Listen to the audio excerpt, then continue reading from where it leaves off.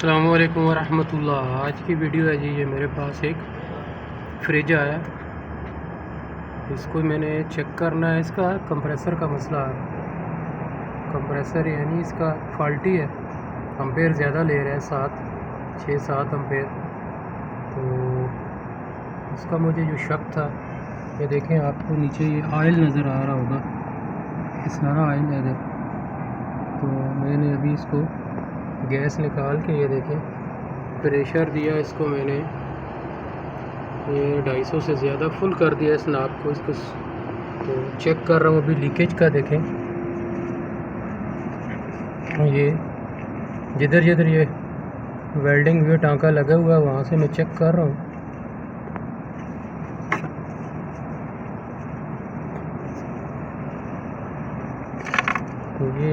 ये जगह भी है लेकिन लीकेज नज़र नहीं आ रही है।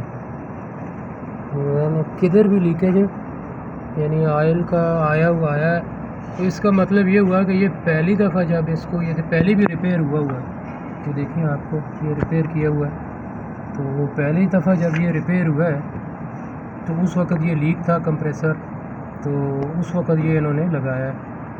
तो उस वक़्त ऑयल गिरा होगा शायद वो, क्योंकि मैंने सारा चेक कर दिया लीकेज किधर नहीं है। स्टैंड है प्रेशर, ये देखें इसके अंदर गैस भी थी लेकिन मैंने एहतियातन चेक कर लिया।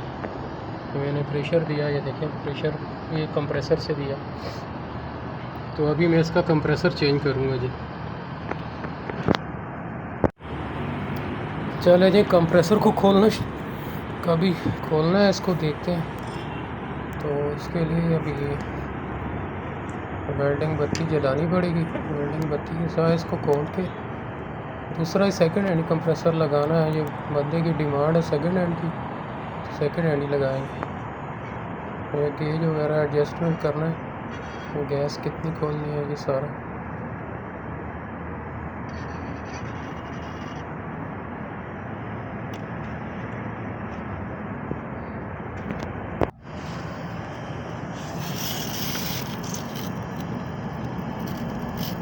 देखें पहले मैंने इसको भी सेक्शन लाइन को खोल रहा हूँ, सेक्शन को बाहर निकाल देना है। दोनों को खोल के, दोनों खोल गए।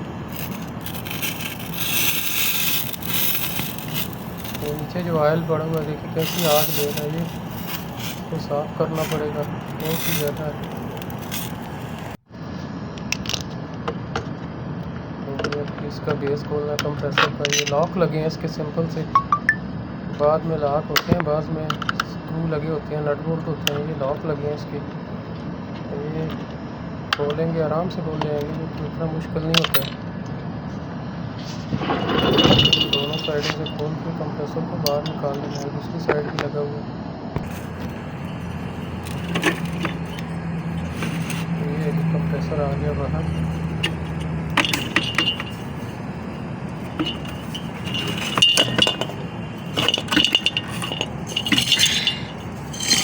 अभी सेम ही कैपेसिटी का दूसरा लगाना पड़ेगा। ये आ गया जी कंप्रेसर, मैंने दूसरा लगा दिया। ये देखें इसको चार्जिंग लाइन लगा दी, इस 4 लाइन को लगा दिया यहाँ पे अपनी जगह पे। अभी इसका प्रेशर चेक करना है सबको, जिसको चेक करना है कि आया कैपिलरी वगैरह ठीक है या नहीं। तो इसलिए देखें, तो अभी मैंने कंप्रेसर ऑन कर दिया, तो इससे हवा आ रही है, निकल रही है, यानी ठीक है। कैपिलरी भी लगाए, ठीक है, कोई मसला नहीं है। तो सभी करके उसके बाद मैं सेक्शन लाइन को भी जोड़ दूँ।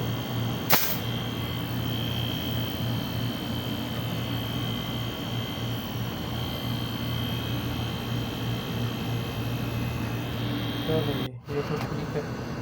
अभी इसको लगाते हैं टाँका, डायरेक्शन बना के, ताकि आसानी से पाइप अंदर चला जाए, कंप्रेसर वाली पाइप को।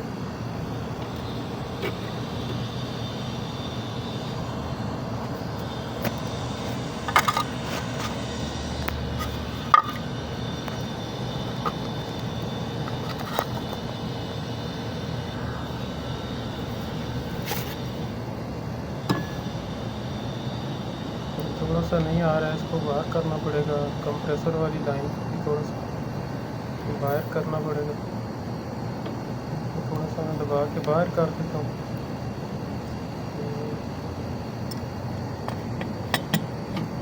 थोड़ा सा देखना, एडजस्टेबल डाल के हल्का सा घुमाया, ये बाहर आ गई, डायरेक्शन बराबर हो गई। अब इसमें आसानी से चला जलानी है।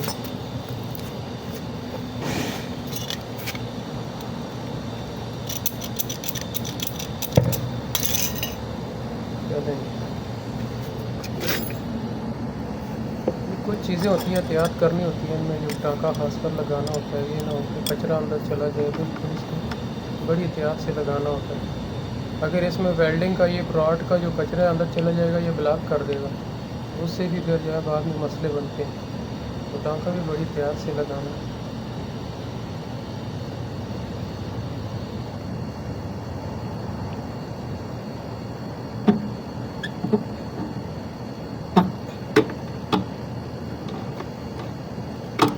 एडजस्टेबल से नहीं हो रहा है, इसके लिए मुझे क्लास ही लेना पड़ेगा।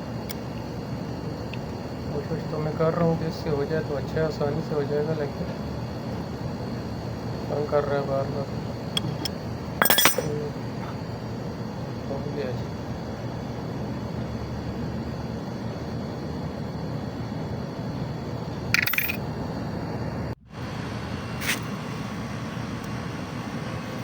वगैरह सारे हो गए। अब बारी है जी इसको प्रेशर देना है। क्या है, लीकेज तो नहीं है? जिधर मैंने टाँके वगैरह लगाए हैं वहाँ पे मुझे चार्जिंग लाइन पे लगा के मैंने इसको अभी प्रेशर दिया। ये देखिए अभी प्रेशर जा रहा है, अभी इसके अंदर अभी जाएगा, गेज ऊपर जा रही है नीडल इसकी। ये फ्रिजों को अमूमी तौर पे जो आप जो है ना लो प्रेशर से भी दे सकते हैं, हाई प्रेशर से इतनी ज़रूरत नहीं होती है। इसका प्रेशर 100, 120, 150 तक भी हो जाए ना तो फिर भी पता चल जाता है लीकेज का। तो मैं अभी इसको फुल पे रखूँगा।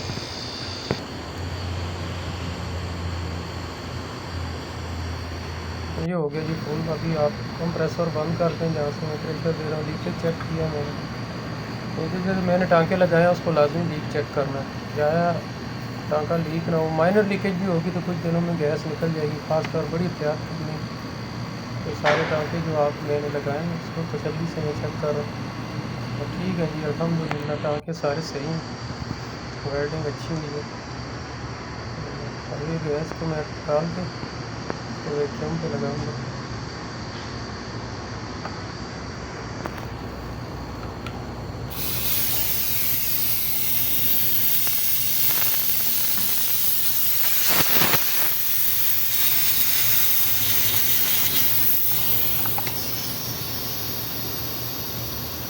तो गैस के अंदर से हवा निकल गई।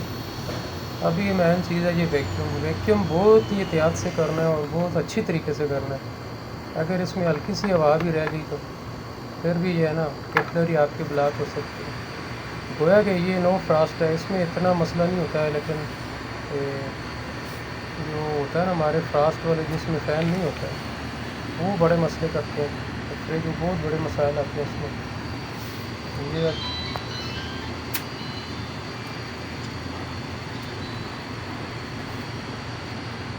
चलो ठीक है, सारा कुछ ठीक है माशाल्लाह हो गया हमारा।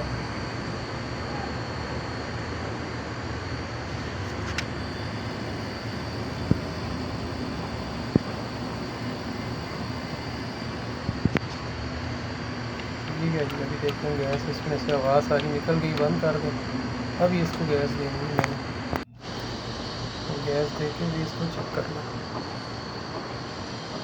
यार 134 का है, इसलिए यार 134 मैंने दिए। जो 12 नंबर लिखा होगा फ्री कंप्रेसर के ऊपर वो भी 134 से भी चलेगा। इनकी दोनों का एक ही प्रेशर होता है और एक ही जो है इनका सक्शन डिस्चार्ज में कोई इतना फ़र्क नहीं होता है, ये चल जाती है। पर्चिंग वगैरह करके अभी देखें मैंने इसको अभी गैस का प्रेशर दिया और चला रहा हूँ इसको।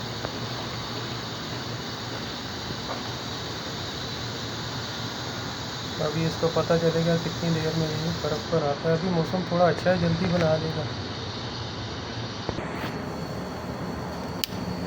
लेकिन जब आप पहली दफ़ा फ्रिज को ऑन करेंगे तो उसमें ये होगा कि आपको देखना पड़ेगा कि फ्रिज पहली दफ़ा चलने में बहुत देर के बाद बर्फ़ बनाएगा, क्योंकि उसको पहले अंदर से अपने आप को जितना उसका एरिया वो ठंडा करेगा, उसके बाद शुरू होगा, तो पहली दफ़ा टाइम ज़्यादा लेगा।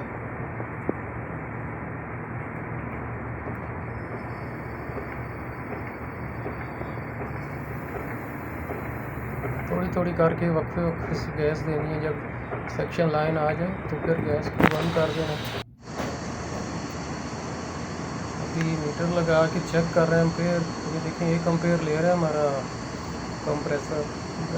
ठीक है, बिल्कुल सही है कंपेयर। ये 1.12 या 0.90। अच्छा जी, अभी टाइम हो गया थोड़ा तकरीबन 2-3 घंटे। तो चेक करते हैं। पानी रखा था, ये देखें, ये देखें पानी मुकम्मल आइस बन गया माशाअल्लाह। ठीक हो गया। नीचे भी चेक कर लेते हैं, ये भी ठंडा कर रहा है सही। और बैक साइड पे एक दफ़ा फिर देख लेते हैं। ये देखिए सेक्शन लाइन पे आइस आ रही है। इस आइस को थोड़ा सा बस ख़त्म करना है, यानी वो थोड़ी सी गैस ज़्यादा है, इसको ख़त्म करके तो हमारा ये कंप्लीट हो गया जी। वीडियो को लाइक शेयर ज़रूर करें। अस्सलाम वालेकुम।